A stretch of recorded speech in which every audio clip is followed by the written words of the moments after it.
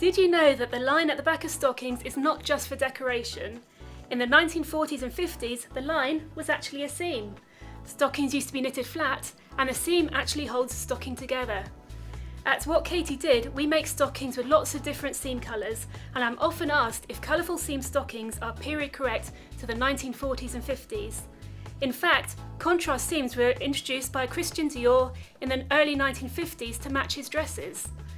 While contrast seams weren't around in the 40s, unless you're going for a totally authentic look, why not have some fun with fashion? When I worked with the costume department of Marvel's Agent Carter, which was set in that decade, they chose a contrast seam as they wanted Agent Carter to stand out from the crowd and stand out on screen. If contrast seams are good enough for Hollywood, then let's not worry too much about what we should or should not wear. One of the best things about London is all the markets, from traditional Brick Lane to alternative Camden to the antiques of Portobello Road. Visit any market and you'll be rubbing shoulders with locals doing their daily shop to tourists from all over the world. You never know who you'll bump into. Portobello Road on a Friday? That's the best place for vintage fashion, and it's a well-known hotspot for designers.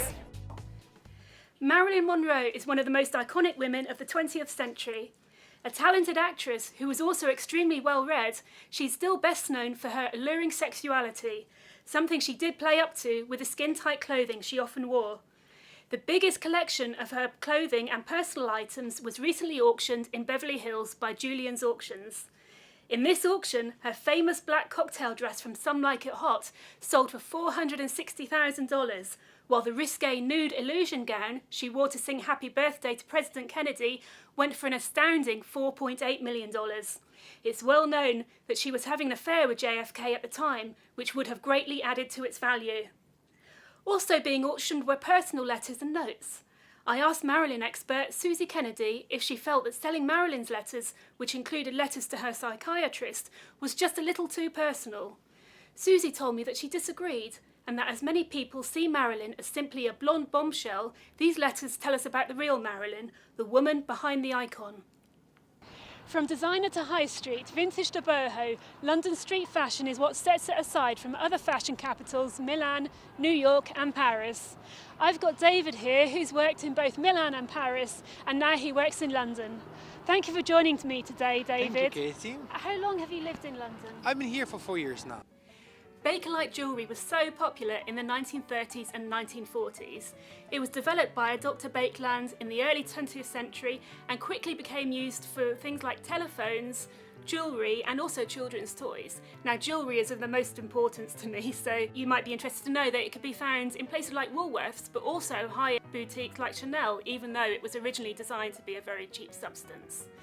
The only issue with Bakelite is that it doesn't hold its colour very well. It's very brittle, and today it's also very expensive, the original pieces. It's also very hard to tell the difference between real Bakelite and modern day plastic. Luckily, there's several reproduction brands now who are reproducing Bakelite type material, but they're calling it Fakelite, so you can get the look without the expense. Simply Google Fakelite and you'll get lots of results come up. London was transformed in the 1940s when World War II hit our capital city. Starting in September 1940, the city was bombed on 76 consecutive nights and 43,000 people lost their lives. This could have put the end to the city as we know it, but people grouped together and what's known as Blitz spirit was then born. While men were away fighting for their country, women's lives were turned upside down as well. Many found themselves working for the very first time in jobs in ammunition factories, as ambulance drivers and even as Spitfire pilots. Really. While women weren't on the front line, they did deliver new and reconditioned planes to the combat zone.